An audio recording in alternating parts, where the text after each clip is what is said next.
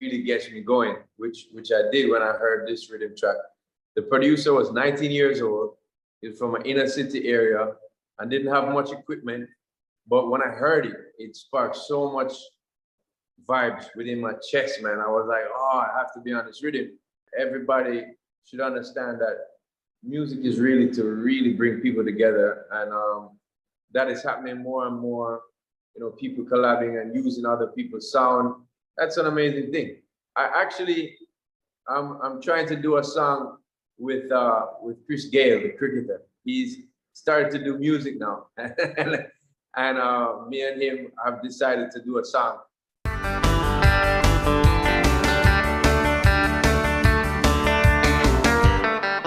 Hi, Sean. I'm Monica. I'm a senior journalist here. Nice to meet you. Same, Monica. Hi, thank you for giving me some time. Absolutely honored to talk to you. Such an honor. How are you doing? How are things going for you? Good. You know, today's a very rainy day. We're very close to a few hurricanes in the area, but we're only getting rain and a bit of lightning and thunder. It's not a lot of wind, so I'm thankful for that. Hopefully, it's not very heavy rain either. Just a lot of clouds, so hopefully we don't get flooded out. But I'm good otherwise, trying to live through this pandemic like we all are. And just giving thanks. So how have you been keeping busy during this time? Are you still working in the studio all the time, or is it a good time to spend more time with your family? It definitely is a good time for more family time for me. You know, I think that the world is in survival mode, honestly. And so for that reason, music has been something that has always helped me to try to, you know, help me with survival, at least mentally. And so I've dug hard into the studio.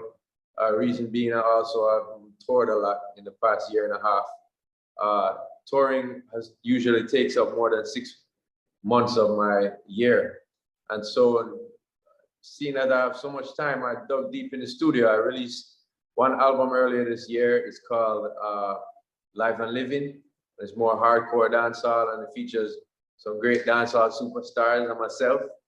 And then now I'm about to release an album called Scorcher, which I've just released this new single called Only Fanz with Dolla ign.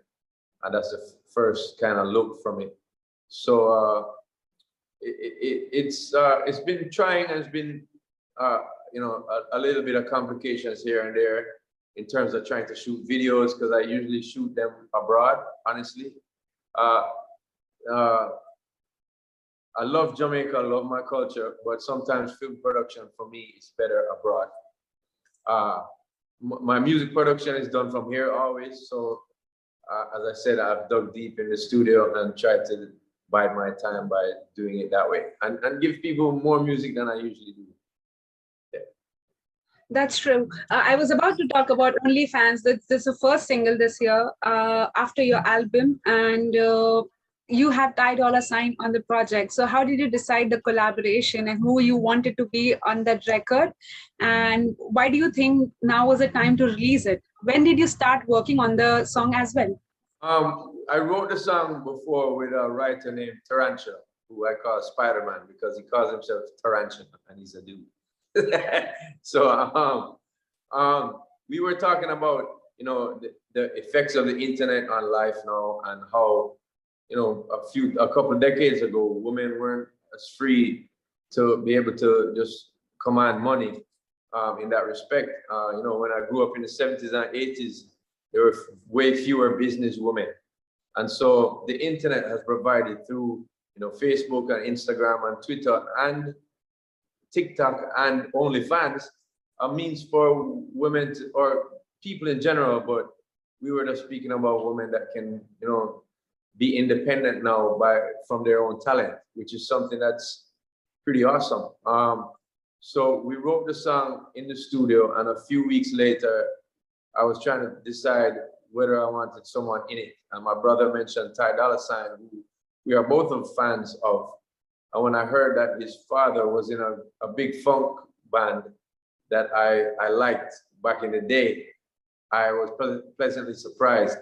And I was like, yo, let's try this guy, see if he wants to do the song. Because unbeknownst to a lot of people, you know, there's times where I will try to do a song with people and people are like, no, they're not feeling the song. So with my fingers crossed, I sent him the song, and you know, within a few hours, I got a response that yeah, he loves it and he wants to do it. So the song is to big up all independent ladies and also to warn the dudes not to be so gullible. You know, to try and, you know, there's some ladies who are now on their business mind and they're trying to get that back, so to speak. So they're not thinking about marriage. So it's for those men to decipher that and to realize that, you know. So the song serves a double purpose and is a good party track. Big up to Ty Dolla Sign. As I said, I'm a fan of him and I'm glad to have him on the track. It had been a while since you released your studio album, and earlier this year when Live and Living came out, it was such a pleasant surprise. You have like a ginormous amount of collaborations in it, Yeah. and the amount of it's the good old music, the dance hall that you are known for. It's such a, that vibe is completely different. When did you realize that you wanted to bring a record after such a while? And obviously there was already an anticipation that Sean Paul is coming back with an album, studio album. So when did you start working on it? I had a few singles before the pandemic, which I had been working on. Buju Banton came out of prison and me and him worked together on a song called Crazy. And I had worked together with Junior Gang also on the song called Schedule with me and Ching Ching. But the rest of them were kind of finished after the pandemic started. When it first started, I stayed at home for like 5 months, didn't go nowhere. I was very scared. I have asthma, and so I was kind of apprehensive about going anywhere. And then I decided to start going to the studio, which is my own personal studio, but in Jamaica, studios are, you know, a gathering place for people to talk. And so I was scared at first. So I gave it a few months. But by the time I got into the studio, it was so much creative ideas coming and I wanted to get back to normal. So we did a lot of party music and a lot of also meaningful music as well. Guns and Navarone featuring Jesse Royal and Muta Baruka and Stoneboy from Africa. That's one of them that really was more of a thoughtful and conscious song. For years now, though, I've wanted to go back to the basics and do like, you know, more hardcore dancehall music, which I've been producing. But then I got the idea that I have so much these singles, I was going to put out one single here, one single there throughout the year. And then I decided, since it's a pandemic, since it's a time when not much people can travel, I think people need music right now. Let me put together an album. I was already working on Scorcher album, this one to come out as well. So it was I guess a bright spark that just said, let me put 2 albums out in 1 year and give people more music than usual. Yeah. I've always wondered what comes first for you, the melody, the lyrics, the beats. What comes for you the most while making the music? It's different. Usually in the dancehall world, they would provide me with the rhythm and I would come up with melodies and words around the same time. But there's words that have been, like I will get the words first and I'll have to try and find a producer or musician or myself to kind of build this rhythm around the song. So those 3 things are, you know, interchangeable for me when writing a song. But mainly it's people that I will build a rhythm and I start hearing melodies and then the words come as well. Sean, do you also do music camps still? And yeah, actually, there's a song on this album that I did with a music camp called "Borrowed Time," and it's about what can I say? It's about infidelity, to tell the truth. So it's about borrowed time, you know, feeling that, you know, you really love that person, but they're with someone else, and you have to borrow the time with them. So that was a song I did in a writing camp with other people. And yeah, the concept came up just because someone said, I was thinking about, you know, borrowed time. And my mind just went there. and we wrote a song about that. So yeah, I still do writing camps. Not all the time. There's I haven't done any in this year and a half that I've been here, but I still do collaborative efforts like the songs on my on Live and Living, and over the internet we did these with Scorch album.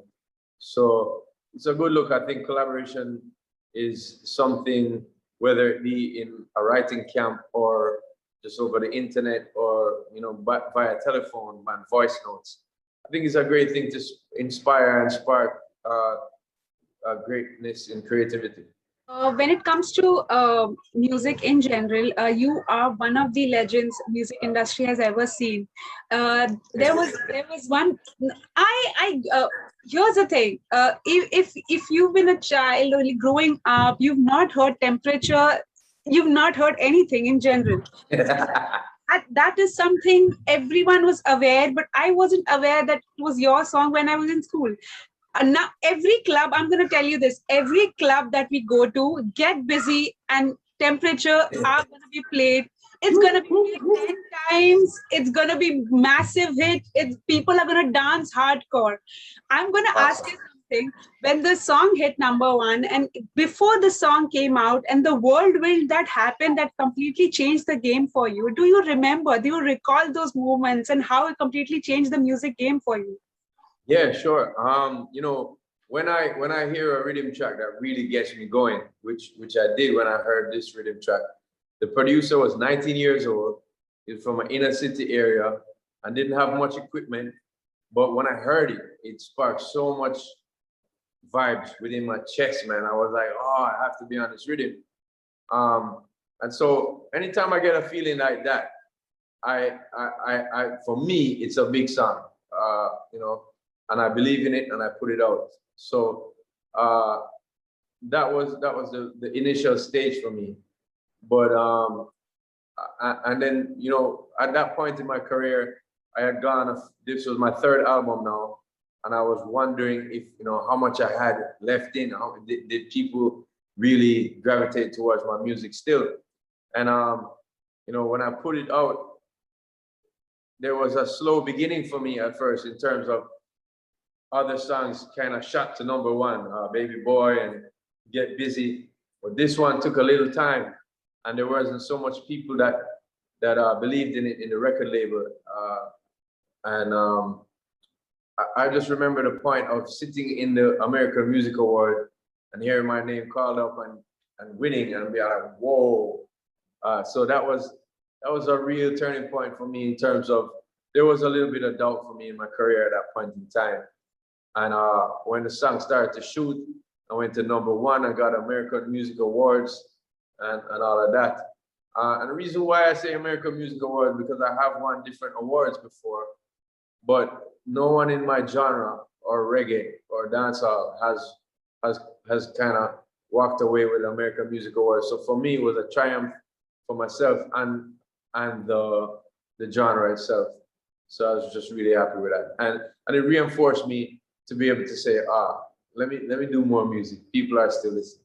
No, we are definitely glad in general that you actually continued pursuing music, because we would not have got. There's one thing. Couple of years ago during Spider-Man 2 promotions, Jake Gyllenhaal said someone called on the radio, BBC Radio 1, and said Sean Paul is overrated, and he said hang up now, because that is not correct.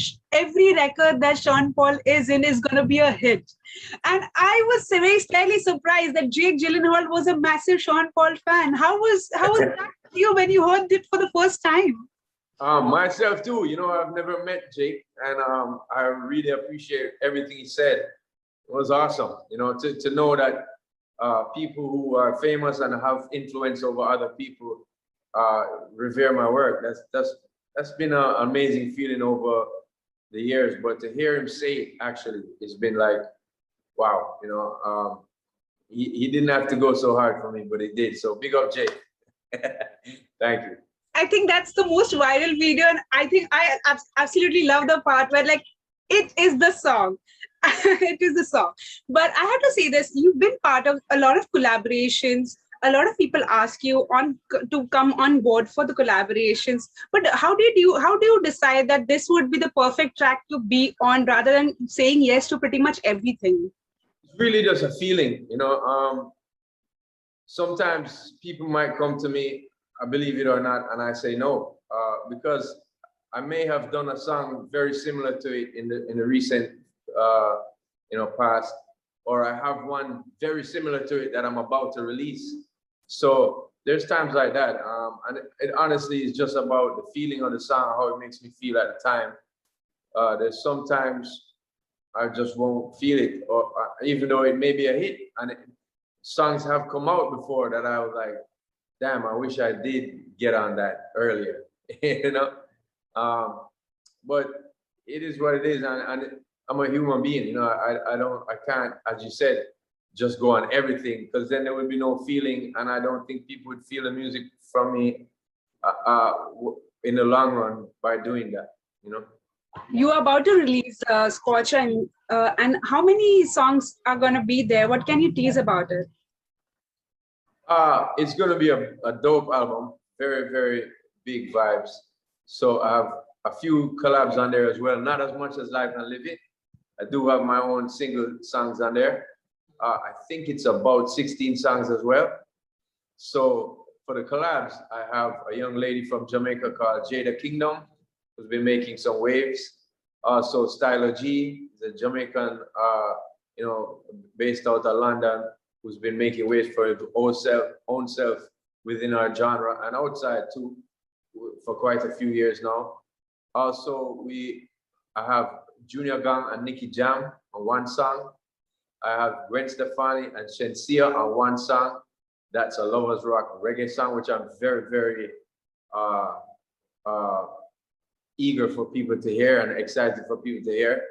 Reggae is the base genre for what I do. And, I love doing songs on those type of tracks. I haven't done some in quite some time. And so I'm also very excited, as I said before, about Shensia and her career.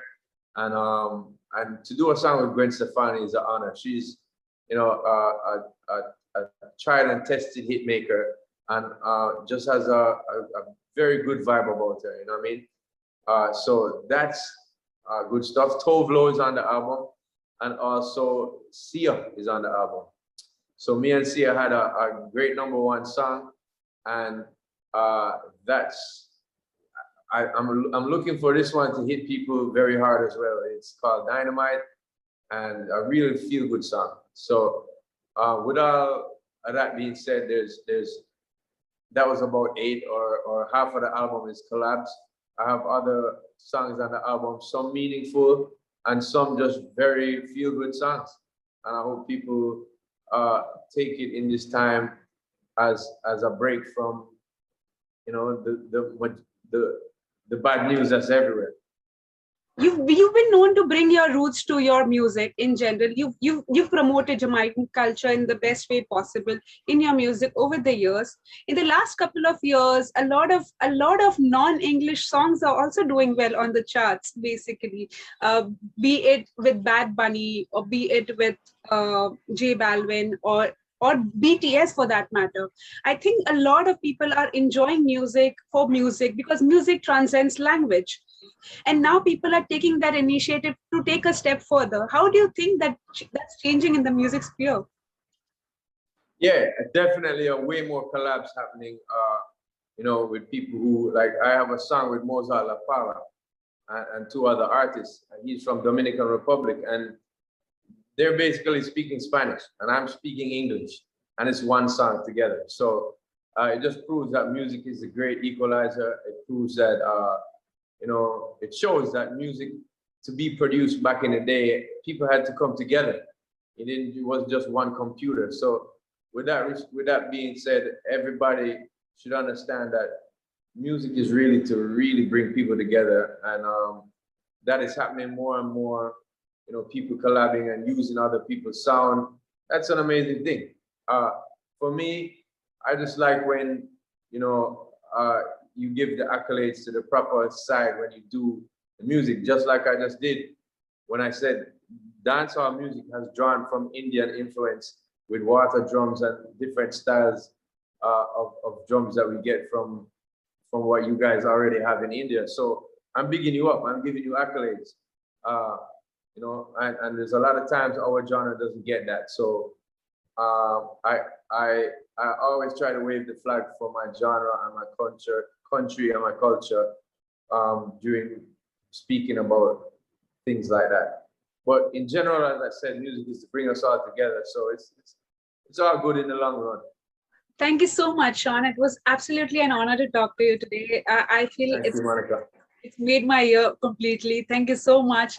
I had a very good time the last time I was there, which was actually about 3.5 years ago. So, you know, big up to all the crowds that were there at that time, and I'm ready to come out. I'm trying to do a song with Chris Gale, the cricketer. He's started to do music now, and me and him have decided to do a song. I haven't got in the studio yet, but we're definitely looking forward to do so.